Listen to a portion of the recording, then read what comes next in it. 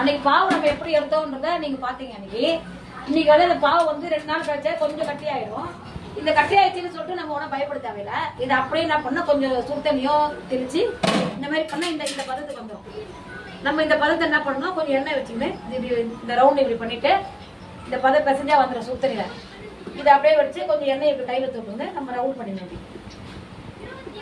பாவு வந்து நமக்கு எவ்வளோ ரவுண்ட் தேவையோ, இது வந்து கொஞ்சமா மாவு எடுத்துட்டேன், அதெல்லாம் சின்னதா வருது.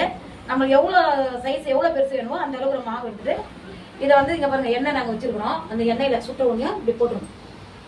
இப்படி போட்ட உடனே அது எடுத்தோம்னா இப்படி வரும்.